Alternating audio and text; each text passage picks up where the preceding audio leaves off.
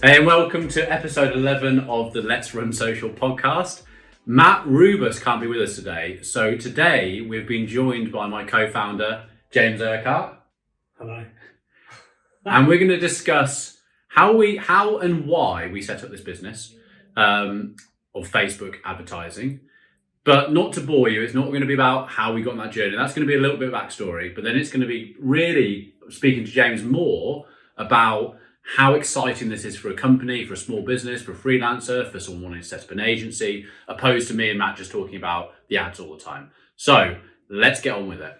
Hello, and welcome to Let's Run Social, episode 11. Matt Rubus, as I said, is not going to be with us today. He is having other engagements to do with COVID stuff. Don't worry, we haven't got it. He's just had to do some stuff to do with it. Boring. He's just got tested. Oh, he got tested. Yeah.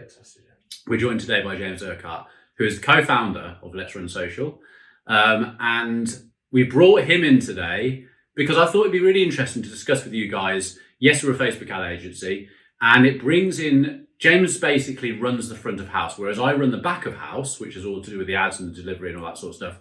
James is the one speaking to the clients, prospects, and getting these people on board before they get pushed towards the back end where they start getting an account manager and getting the ads run. So I thought it'd be really interesting to talk to James today about how that works and how he fills a prospect with excitement to want them to come into this, because we're going to start with a little bit of backstory of how we both got started in this. We're not going to spend loads of time talking about that because I don't want to bore you all, but it will lead on really nicely into why James now is completely sold on Facebook advertising, whereas he wasn't when I was sold right at the beginning. But also it's interesting, isn't it?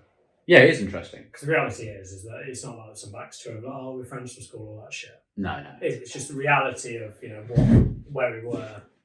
Exactly. So basically, James and I have been in business together for like 10 years. Have a database company that's still a running, profitable company. But whether you may have heard of it or not, there's something called GDPR, which is basically data protection. It's been around for a long time, but it kept on peeping its head up and then go away again, popping its head up, going away again. And then it popped its head up and went, I'm not going away. Well, the legislation was always there. Yeah. So it was only 4 years ago when the ICO and the DMA went, oh, this is something we're going to now really implement. You have to abide by these rules. And then suddenly, everyone was like, what do we do? Well, we literally sat there one day and went, okay, this is as bad as when that legislation comes in on the 25th of May 2019. No, 18, sorry. Was it? Is it that long ago? 18.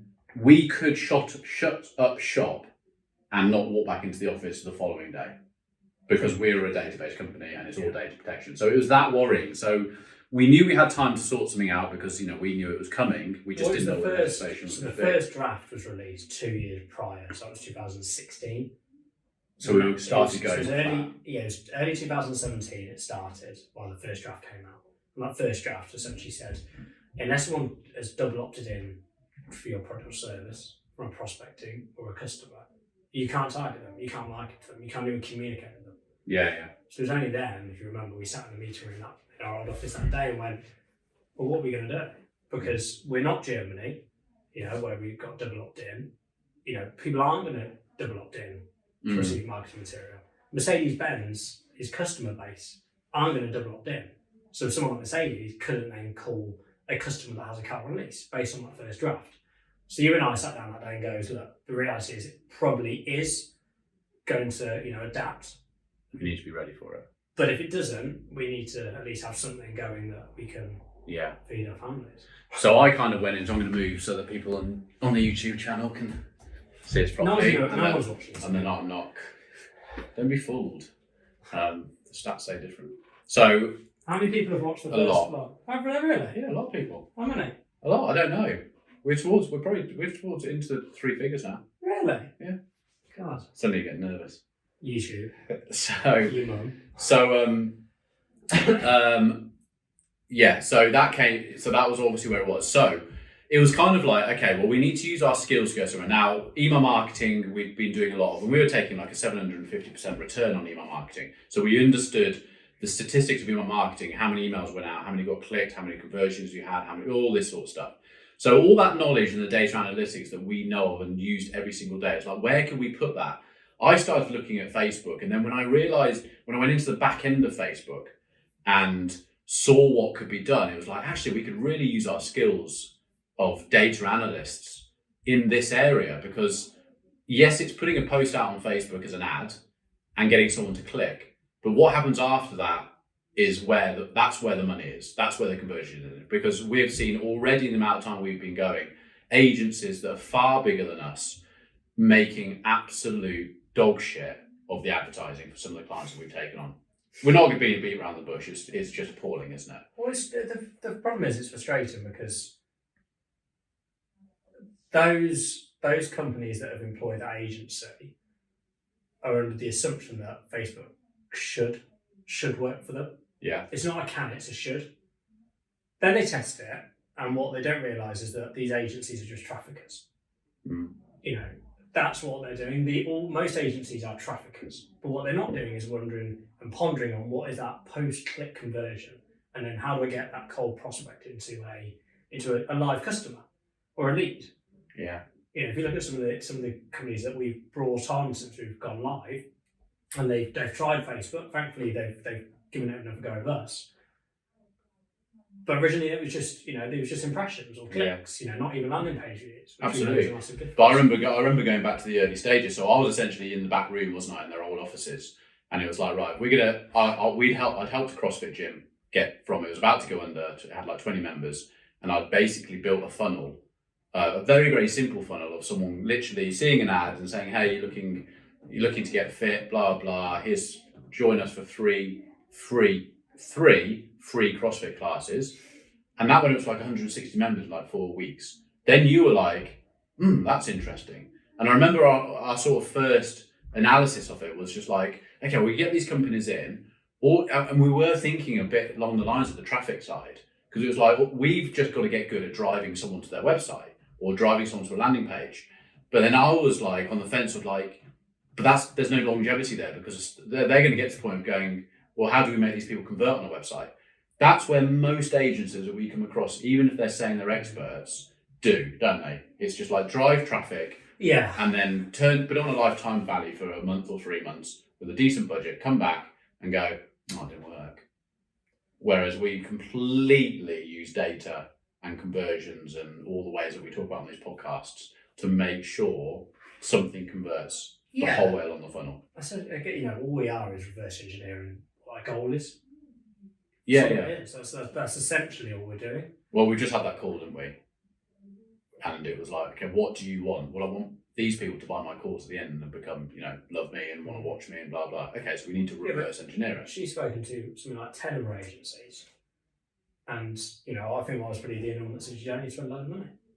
Yeah, because they were trying to get her to rebuild a website, landing pages. It's not needed because she's too early. And she's got really good material that is enough to work with. Yeah, absolutely. But back on to obviously how it was all started. So yeah, you helped the CrossFit gym get to, you know, it was about 160 new members. It was about 3 months by the time they'd all sort of signed up. And that was like when my ears pricked and went, okay, there may be something here. Then you went away and we got a couple of like sort of small customers, didn't we? Just along the way, just to test, you know, and learn. We've got them now, haven't we? Yeah, we sent out an email broadcast. Yeah, we did. Because that gym. Yes, because we know how to email broadcasts. 750% return on investment over the last 4 years. Sorry. So we know how to do that. So we were like, well, look, let's just send an email out to some people. So we took out ecom. Yeah, we just sent 1,000 emails to business owners that we know had an e-commerce presence. So we met Jim, who then got us into Aston Martin, Lamborghini, the merchandise we did for them. Anna, the jewelry company. Now, you know, all these are still with us, and it was interesting because, like you said, then we originally were like, oh, we're going to be traffickers, you know, and I fell into that trap of, oh, we'll just get people from A to B.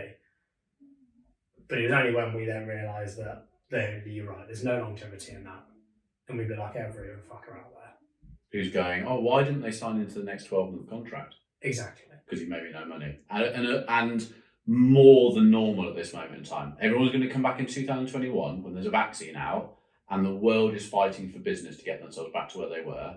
And they are not, by any means, going to spend money unless they have a return on it. Or unless they're really stupid. Even the big boys have got wise to it. They have, because we know agencies who've got the big boys Yeah, and they're not signing into new contracts. well, look at that funeral planner client we've got. Out of all the companies, and this was from TV to radio to leaflet drops, we're the only ones getting them a predictable return in leads per spend. So Yeah. it's quite embarrassing when you look at the results. They spent 1.1 million in a quarter, and their ad spend was 15 grand. Yeah, we've got the most amount of leads. It's just a mic drop, isn't it? It is a mic drop. There are a lot of mic drops, and it's not, and we're not arrogant to it or anything like that. The people listening to this podcast are listening to us because they like what we're saying and they're getting stuff value from it. It's not or you've paid them. Or I've paid them. It's not an arrogance thing. We're just doing what should be done, and we can be asked. But that's naive thinking from our perspective, because we've sat looking at fucking spreadsheets for 11 years. Oh, so what you're saying is because we've looked at spreadsheets for 11 years, we just understand that. I can look at something and go, that's your issue. Not because of the creative or the website, it's because I look at Google Analytics and go, there's your issue. Most of our agencies will, especially from a front-end perspective, so they'll have very competent salespeople, as an example, and they'll go, this product will sell. Like we have in the past. We've had some products that come in, and we think it'll sell straight away, and it hasn't. We're still working with trying to get that product out. That baby product is, that's why I'm losing my hair. That's the reason. I know you might have spoken about this, about that landing page that I recommended. It then worked. It's now stopped working again for a reason, and we're working our arse off to get it going. Because we've got the analytics and that data up front, before people come on, they have an understanding of what can or can't be done potentially. And again, this is potentially. Because what I'm not going to sit there is go, we'll definitely get a return of X. The reality is we don't know what it will get you until you start marketing. But people want to hear the yeses. But that's not us. No, it's not. Matt, the other day was discussing the client with me, and he read my email I sent late at night to the owner and says, what you're doing at the moment is against what we've said from day one. I want to get this working for you and scale it because it's a scalable business, but you haven't given us the tools. And we've told you from day one. And I've made it very clear. Yeah. Why haven't, so we're not that yes company, and that's not the right fit for everyone. Some people will want the big agency that, that on a spreadsheet will say, this is exactly what we're going to do. And they know it'd be disappointed in the end of it. We're not going to do that spreadsheet for you because we don't know how we're going to get there because we pivot and we're so agile. Yeah. Because we look at the data, we move with the data. Absolutely. And eventually it ends up, look at, like car company we work with, the money wasted from the last agency in 1 month. In 1 month, they spent £45,000 and got 155 new applications, new customers for that rental company. And last month we had 118 on a spend of £2,000. And the month before was 75, and we've already done 29 this month so far. So where's the mics? Where are the mics? we haven't spent £5,000 yet. That's absurd. And we're already above what the other agents. And then the client's still there. Reckon a bit cheaper. £11 a lead this week. Throw dog a bone. Yeah. So it is a mic drop. But it's naivety from us. It's naive to think that other people look at data like we do, because they don't. And that's not that they're bad people, or it's just we've had such a... It's not their strong point. But we sat looking at it for 11 years. But the thing is, if you're going to be a successful Facebook advertiser, whether it's an agency, whether you're a freelancer, whether you work in a team, you have to understand the data, the analytics, and see those analytics to see what's working positively and what's not. Otherwise, you are just going to have clients coming in and out, in and out, in and out. They'll get lucky. Because the reality is, even if the product's great and the audience fits to it and it sells, then it's fine. We've got some of that. Where it's just been like, this is easy. Yeah, the e-com ones are an interesting one because as long as the product's it's good, you can get some sales quite quickly, so you can start seeing that return, even if it's just breaking even. They understand it, and that's when. But that'll be most companies. So I think most companies will go to an agency and see that, they may get lucky with a campaign, which is why everyone loves an e-com. But that's not predictable and it's not scalable. Because how this business is structured is that we win when our clients win. So we need to get it to the point where it's predictable and it's scalable, because otherwise the clients aren't going to spend more money, which means we as a business can't trade the way we want to and be profitable as well. Yeah. Which is why the business has been structured in a way of that when you're then able to scale, we both win. You as the client win.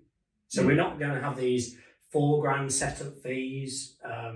It's not needed because we can get you to market quick because the Facebook allows you to do that. Yeah. And then when you're at a point where it's predictable and it's scalable, which I keep going on about constantly on every call I go on to, then we both win. And the client understands that, to be fair. Most prospects go, actually, I get it. It's probably a bit more expensive long term, but I know you've got your best interests at heart. Because And they wouldn't have got there without it anyway. Absolutely not. Without that structure. Because you're not going to get, if you're just on a normal retainer, there's no more work going into it. You get your hourly fee and that's it. What you call it said to me a few weeks ago, how many do I there was the Python course. Oh yeah. What hours do I get? I said, Philip, as many as it takes, mate. So what do you mean? I said, no, we're not in London now. It's as many as it takes. And then that takes us back onto actually why MIB and why I was so uninterested. I thought Facebook marketing was just, for cool kids in London. Jugglers in reception, all that shit. Jugglers in reception. No, it's true though. But Or just stand there juggling. some of these agencies. Hey, how you doing? Come in. When I went down to that agency, He's on 25 a year. plus bonus, pound the ball. But they are these big agencies. I just thought it was something that it was a bit of an add-on. Young teen, late teens, early 20s, bit creative, cool for school. Yeah, slide.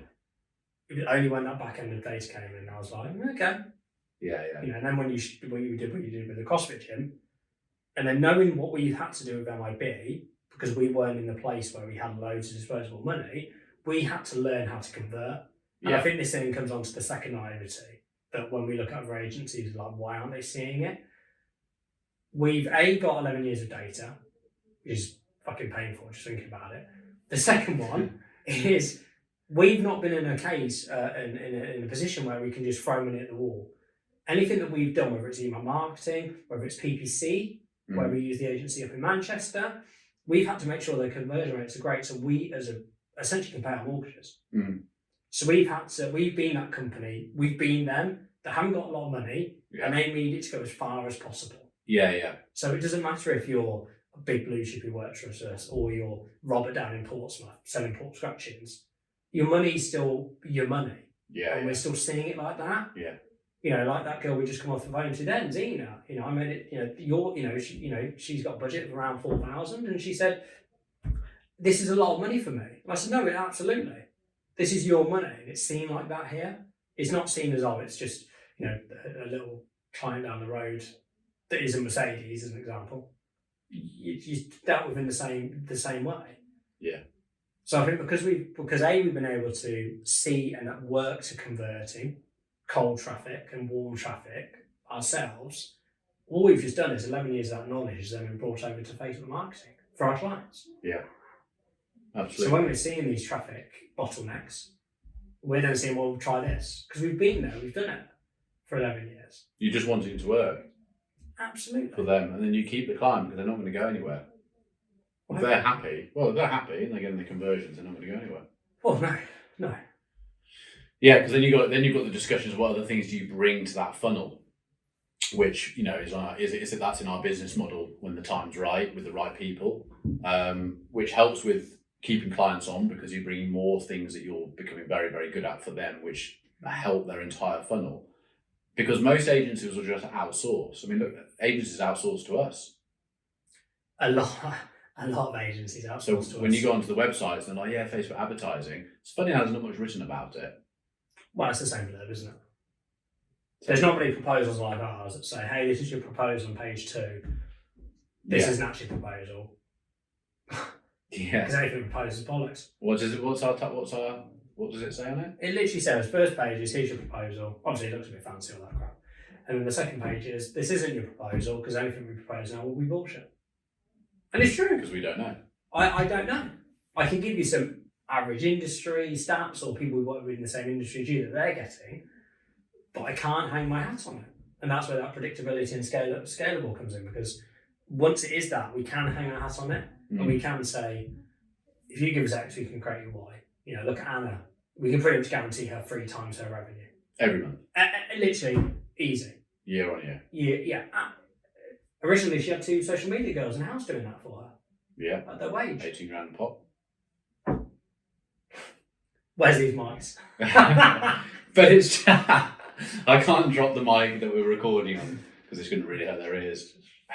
But it's true. It's true. It's just like we find it so simple just having that mentality, but it is. It's like you said.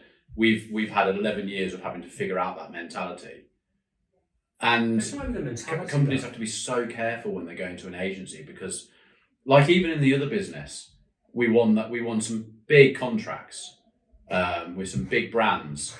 As the 2 guys who walked in and just went, "Oh yeah, that won't work at that time of the year because people won't be picking up the phone and doing," and they're like, "Really?" It was the Vodafone contract, wasn't it? No, it was one of the fuel card companies, wasn't it? Yeah.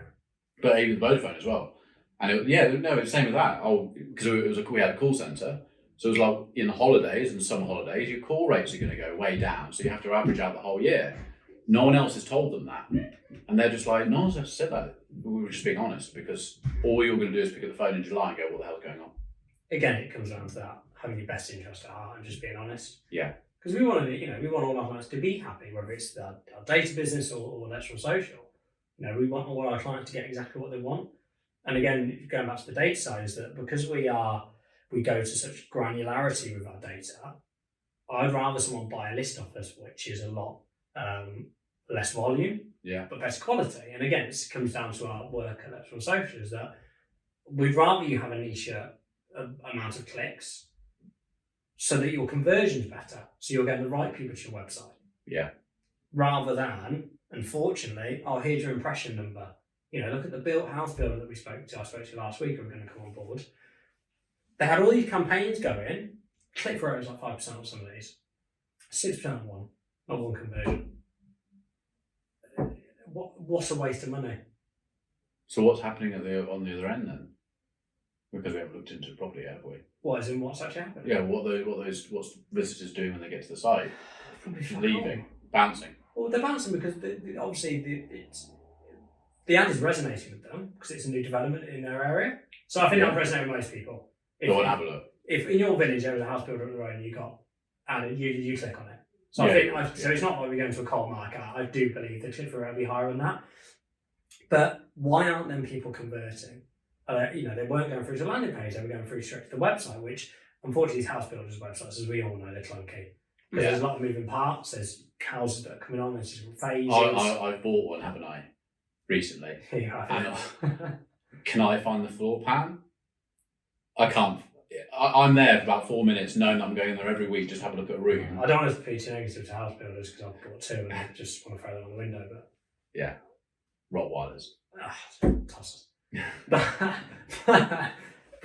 but they send them through to and I've said, look, your click-through rate's great. The campaigns that were working had a lower click-through rate.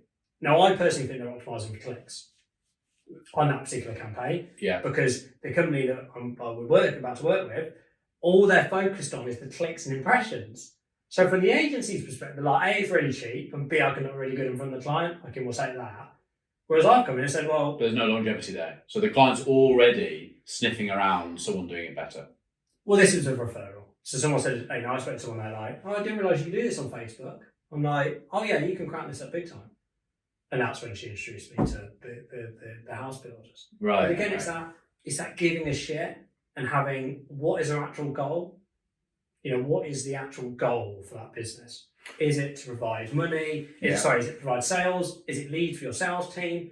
Look at the amount of leads we create for people. We're asking them feedback on the leads because we want to know the quality. To know if we're going to get better quality leads, Because we've got the best interest at heart. Because it needs to be, we put a lot of work, effort and time into getting our clients' campaigns working. Not all clients will see that, which I get, because unless you see that email pop up from Facebook going, hey, your new ad's gone live, and even I, if you don't know what you guys get up to all day, sit there going, lazy bastards, what they're doing. Yeah, we've had that conversation before. How long have you worked on that one for? I go on it nearly every day. I haven't seen a little approval email. Yeah, because half the things I do on the ad don't have to go back into approval again. Exactly. So, but us as consumers and business owners that are just sat in the background and you paid an agency a monthly management fee. Yeah. Which is now why we have account managers in place and the whole internal things being filled because you can't rely on. Well, we grew like right. We yes, this was a 3-year project, and you sat in a dark cave like Batman. Came out with your fucking Mac. Muscles. Went in with a Microsoft, came out with a Mac. No, went in with a Dell. Yeah, here he comes. Not with that Dell. With a Dell. Still got your calculator. Still in two. I have to use it. Oh, no, it's embarrassing. And why is it embarrassing? I don't actually do 2 out. I don't actually do 2 out of 2. What's the VAT? What's the VAT? For how much? 100 quid. 120. Vicky's like, actually, what is it? Well, what is the VAT of 800 quid? What's the total invoice? If it's 800 quid. Oh, for 800 quid? Mm. It's 116, isn't it? I have no idea. Why are you asking me? No, it's 960, sorry. It'll be 960 of 800 quid. Yeah. Okay. Yeah, sorry, I was getting crazy. I don't need. I have a calculator built into everything that I No, have. I know you don't. So I don't need to. Why would I use my brain?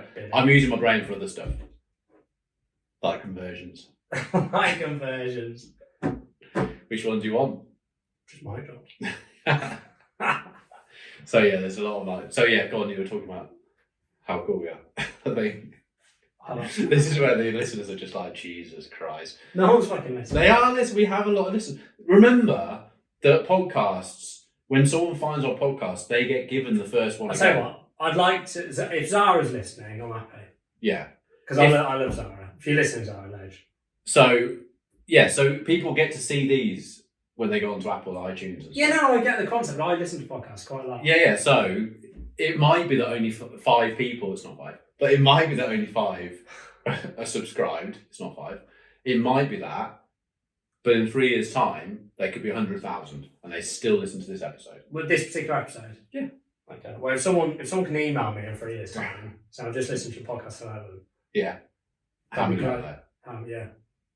Well, they won't know. And just put They can't see how many. Just put in the subject line, just put mic drop, so I know. So I can then filter on my emails how many people. Yeah. There won't be fucking one. Actually, Matt will do it. It will be. You're so negative.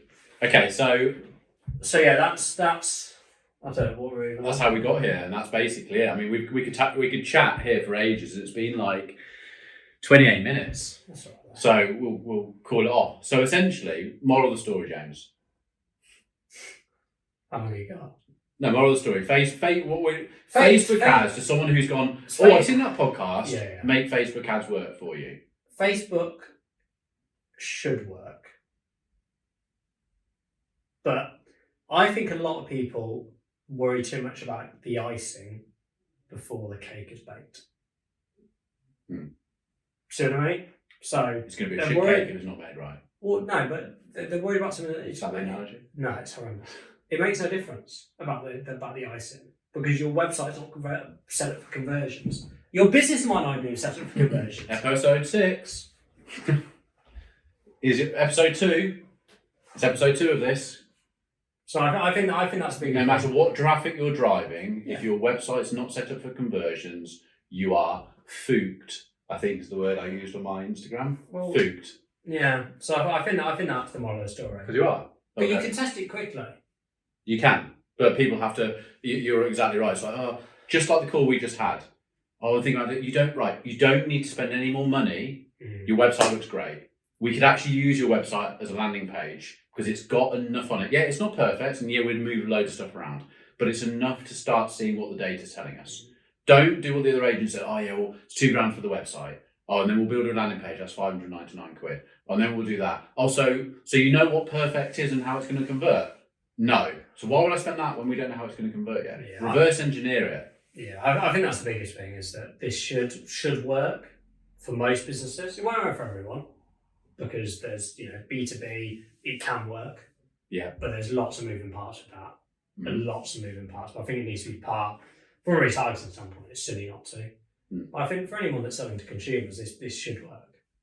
Yeah. But you need to worry about what those conversions are and how not even so much conversions. Is the business set up for it? Yeah. Look at the guttering company that without another mic drop here, but 22 times their return. Yeah. It's embarrassing. The guy sells guttering. Yeah. He spent top of my head 2, half 3. So I reckon he's spent. Let's say we're coming towards 15,000 now, and he's done on average. He's done 16 times that. He's done 1,600% return on that 15 grand. It's ridiculous, isn't it? But yeah, I think the moral of the story is you've got to try it, but work with an agency that just have your best interest at heart, because there are some out there. There are. It's not like we're the only ones out there. Like we've just reinvented the wheel. Yeah, we haven't, because we use the same platform. You know, as I stressed on that call just then we just had.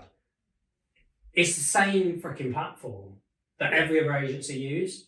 Freelancers, everyone. Yeah, I think Facebook seems like it's a bit of a bolt-on to most agencies, and I think to most businesses. I think if you walked into 100 businesses that have a social presence, I would, and this isn't going to sound sexist or harsh here, 90% of them will be junior female people within the business that runs their social media. Yeah, I know that sounds really harsh. Yeah, but it's you know, from what who've just finished a degree in marketing. But this should be one of your most profitable lead sources.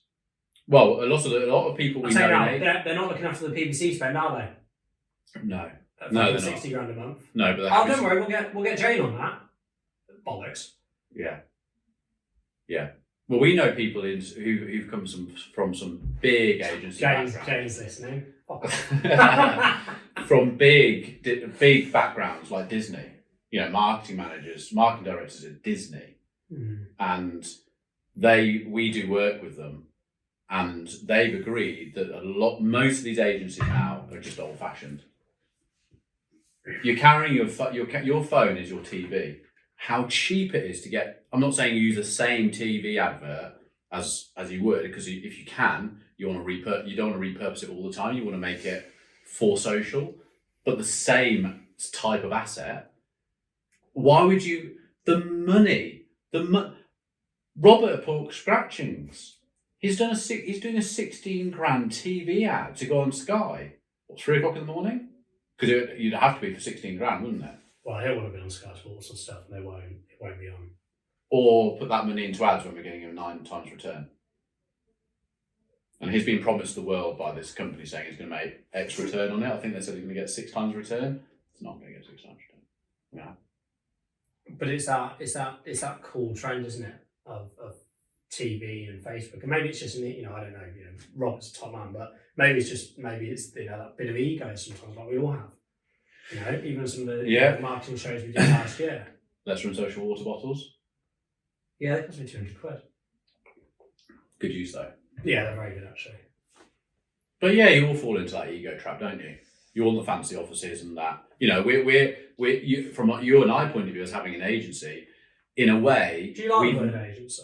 Fucking hate it. No, but we've never given a shit about the offices, have we? And it's probably a downside to us, because when you're employing people, it's not just about, hey, come in, we're going to give you this wage and you're going to love your job. They want the surroundings. And the agency is very big for this being cool stuff, isn't it? And being creative and spending an absolute fortune on the interior of your Or it's beanbags workplace. And fucking snacks, isn't it? I kind of get it. We're sort of making ourselves being forced into it because we're sort of maybe thinking that this is what. No, we're enjoying it. They're like, I bought a fridge and put a load of beer in it. Yeah, that's quite cool. Yeah, no, but when we get that office that we've been looking at, which is just there. Yeah, we're gonna get that one. Interior wise, we wanted to look like the countryside, like cottage, and do a sort of theme that we're looking at. We would have never have thought of an office theme in our other business. It's like a fucking boiler room. Isn't it? Get on the phone, make the calls. That's what it was like. Yeah, I want 800 calls out of you in the next 15 minutes. Otherwise, you're out. But it's a totally different business. The employees we've got now, we've got already 7 employees already in 6 months. When you look at that and think we're in a pandemic, what we've done in 7 months through referrals. Yeah, I know we tested out 1,000 emails just to test out. We had to turn them off, didn't we, though? We've had to turn our email off. But that's all for referrals. Our whole business today, we've employed 7 people through people referring us because we've done a good job. Yeah. And back to the point of giving a shit. Yeah. It's incredible. Yeah. But it means that the people that have come into the business, they all care. Matt, who's the first one in, obviously you do the podcast with, he's like star pupil. If there was like a board on the monthly employee of the month, it'd just be a shrine of man, wouldn't it? That's really what I asked him today. I could put some pictures up for the staff. Just Matt everywhere. Yeah. And he'd love it as well. He would love Fucking love it. But they you know, they're part of this journey, Yeah. and they've seen the results we're getting for people. With, you know, our portfolio is just guttering, port scratchings, email marketing platforms. We're not even, it's not fancy. It's not in a niche which people stick to in this industry, which I get why, you know, becoming one good at one niche and then just like get as many people from that niche in. I get it. We can't scale to the size we want to be if we just stick in one niche. We can't help everyone we want to. No. You know, look at some companies who actually turned away and said, look, go away and, you know, sort your bottlenecks out that we've seen just quickly on Google Analytics. But we've stopped them coming into the business and failing before they've spent money, because we've got that upfront knowledge of data. Yeah. You know, even Matt, who's, you know, our new guy who starts on Mondays, sort of with my side of the business, he comes from a data background in Google Analytics. So before people come on to your side, we sort of have an understanding of what they're doing already, which is great because we can sort of stop people coming in too early, not for our sake, for theirs, to say, look, go away, figure these little issues out, and most of the time they are tiny. You know, your initiate checkout to purchase, your bounce rate, because your website speed, so many of these little issues, and then come back. Yeah. But again, we're looking at data again. Yeah. That's it. But you have these to agencies the have got fucking data driven in their website. I know. You have to be interested in the data and you have to understand the data to get those results and longevity. Okay. Right. Well, we probably need to do more of these because there's quite a lot to talk about, isn't there? Yeah. So is that it? That's it. 37 minutes. Okay. Enjoy it? That's all right. Lucky now. Okay. So what happens now then? Well, we just download this and I send it to Dan. Can I just do my exit? Yeah, of course you can. Yeah. So thanks for listening, everyone. As James Urquhart, co-founder, front of house. We will see you on episode 12 when we will be diving back in with Matt Rubus into the Facebook ads. But I hope you enjoyed it. Gave you a bit of an insight into the insides of a fast-growing agency, inverted commas. And yeah, I hope you got some value from it. I'll see you on the next episode. Bye. You say bye now.